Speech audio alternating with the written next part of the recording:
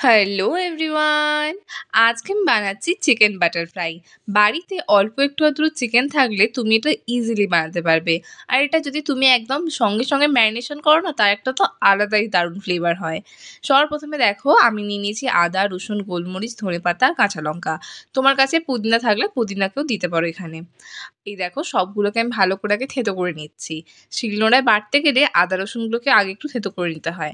আর গোলমরিচগুলোকে দেখো এরকম করে থেতো করে দিচ্ছি, যাতে এরকম গোলমরিচগুলো গড়িয়ে কোথাও চলে না যায়। এবার কি বাকিটা ভালোভাবে শিলনোড়াতে কিন্তু বেটে নিতে হবে। একবার না হলে দুবার কিন্তু এরকমভাবে ভালো করে শিলনোড়ায় বেটে নিতে হয়। আর কাঁচা লঙ্কাগুলোকে না আধখানা করে দেবে, নয়তো শিলনোড়ায় বাটার সময় পট করে একদম সেই কাঁচা লঙ্কাগুলো ফাটবে। তো ভালো করে দেখো আমি ধীরে এগুলোকে বেটে নিচ্ছি। আর আমি এখানে না ধনেপাতার ডাঁটাগুলোকেও কিন্তু দিয়ে দিয়েছি পাতার সাথে। এখানে ডাঁটা বেশি থাকলে না ফ্লেভারটা খুব সুন্দর হয়। আর ডাঁটাগুলোকে একটু কেটে দিতে হয়। এইরকমভাবে কুচিয়ে আমি দিয়েছি। ভালো করে দেখো বেটে নিয়েছি। আমি এখানে দুবার ধরে বেটেছি এটাকে, যাতে এটা পুরো একদম মিহি হয়ে যায়। অনেকে চাইলে এই বাটাটা কিন্তু তুমি মিক্সির মধ্যেও করে নিতে পারো। আমি এখানে শিলনোড়ায় করেছি। আসলে শিলনোড়ার মধ্যে কিন্তু একটা আলাদাই এসেন্স আছে। চলো এবার দেখি চিকেনের কি অবস্থা। চিকেনগুলো দেখো একদম বোনলেস করা আছে। আর এগুলো কিন্তু একদম ছোট টুকরো করা আছে। তো এর মধ্যে দিয়ে দিয়েছি স্বাদ মতো নুন, মানে বেশি দিইনি। এবার দেখো দিয়ে দিচ্ছি লেবুর রস, আর আমাদের যে বাটাটা আছে সেই বাটাটা আমরা এর মধ্যে দিয়ে দিলাম। দিয়ে ভালো করে কিন্তু আমরা এটাকে মিক্স করে দেব, যাতে সমস্ত যে ম্যারিনেশনটা আছে না সব গায়ে যেন চিকেনের লেগে যায়। যতক্ষণ চিকেনের ম্যারিনেশনটা হচ্ছে ততক্ষণের মধ্যে চলো একটা চাটনি বানিয়ে নিই। তার জন্য দেখো নিয়ে নিতে হবে কিছু রসুনের কোয়া, কাঁচা লঙ্কা আর ধনেপাতা। তুমি চাইলে এতে পুদিনাও দিতে পারো। দেখো ভালো করে বেটে নিয়েছি। এবার এর মধ্যে দিয়েছি ঘরে পাতা দই। আমি দেখো দইটাকে একদম ঘরে পেতেছি, আর দইটা কি সুন্দর জমেছে। তোমরা চাইলে দোকান থেকে দই কিনে ইউজ করতে পারো। আর চাইলে একটু দইয়ের জলটা ঝারিয়ে নিতে পারো, যেহেতু আমি একদম দইটা নতুন কাটছি সেই জন্য জল ঝরানোর প্রয়োজন হয়নি। এবার দেখো একটু লেবুর রস দিয়ে দিচ্ছি। হাফ লেবুর রস কিন্তু এখানে দিয়ে দেবে, যেরকম তুমি টকটা পছন্দ করো সেই অনুযায়ী কিন্তু দেবে। এবার দিয়ে দেবো স্বাদ মতন বিট নুন, নর্মাল যে নুন খাই সেই নুন। সমস্তটাকে ভালো করে কিন্তু চামচে করে মিক্স করে নিতে হবে। মিক্স করে নিলে দেখো কি সুন্দর একটা সবুজ কালার এসছে, একদম লাইট গ্রিন কালার। এবার বাটার ফ্রাই বানাচ্ছি, তাতে তো বাটার লাগবেই। তো আমরা যে ব্যাটারটা বানাবো তার জন্য একটু বাটার মেল্ট করতে হবে। দেখো আমি নিয়েছি আমুল বাটার, দেশি বাটার। একদম বাটারটাকে কেটে এখানে নিয়ে নিচ্ছি অল্প একটুখানি, নিয়ে কিন্তু আমি দেখো এরকম বাটার টুক করে পড়ে গেল, কি অবস্থা। বাটির মধ্যে দিয়ে দিয়েছি, দিয়ে দেখো এই গরম জলে রেখে দেবো বাটারটা একটু মেল্ট হয়ে যাওয়ার জন্য। এবার দেখো ব্যাটার বানাবো, তার জন্য দেখো আমি নিয়ে নিচ্ছি ময়দা 2 চামচ, 1 চামচ কর্নফ্লাওয়ার নিয়ে নিলাম, দিয়ে দিচ্ছি একটুখানি গোলমরিচের গুঁড়ো, স্বাদ মতো নুন, দিয়ে সমস্তটাকে ভালো করে কিন্তু মিক্স করে নিতে হবে।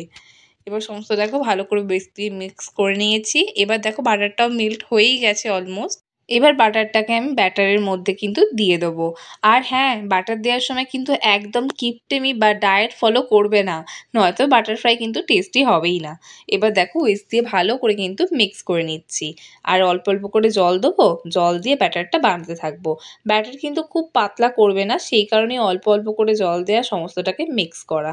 দেখো এই রকম ব্যাটারটা কিন্তু ঠিক হবে একদম, কিন্তু আমি খুব বেশি পাতলাও করিনি আর একটু মোটা রেখেছি। এবার দেখো কড়াইতে তেলটা দিয়ে দিয়েছি, আমি এখানে সাদা তেলে ভাজবো। তেলটাকে গরম করতে দিয়ে দিয়েছি। তেল গরম হয়ে গেলে চিকেনটা এর মধ্যে ডিপ করব, আর ছাঁকা তেলে ভালোভাবে কিন্তু এটাকে ভেজে নেব। একে বাকি চিকেনগুলোকে কিন্তু সেম প্রসেসে কিন্তু আমরা ভেজে নেব। আর হ্যাঁ, অবশ্যই যেন তেলটা গরম হয়।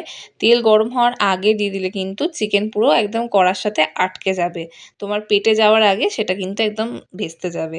তো ভালোভাবে দেখো বাটার ফ্রাইগুলোকে একে অপরের সাথে যেন ঠেকে না যায় সেই রকমভাবে কিন্তু ভেজে নেবে। সত্যি বলছি এটা কিন্তু খুব দারুণ খেতে হয়েছিল।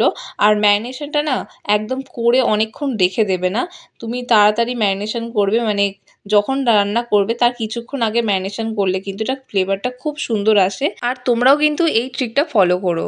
জানো তো আমি আগে যখনই বাটার ফ্রাই বানিয়েছি ম্যারিনেশন করে অনেকক্ষণ রাখতাম, যাতে মাংসটা সফট হয়, খেতে খুব টেস্টি হয়। কিন্তু একদিন জানো তো হুট করে না আমি এরকম বাটার ফ্রাই খাবো বলে ঠিক হয়েছে, আর সঙ্গে ম্যারিনেশন করে না সঙ্গে আমি ভেজে ফেলেছিলাম। তখন মনে হয়েছিল খারাপ খেতে হবে, ম্যারিনেশন করলাম না, ফ্লেভার আসবে না। কিন্তু বিশ্বাস করো এত দারুণ খেতে হয়েছিল ওই সঙ্গে, সঙ্গে করার জন্য।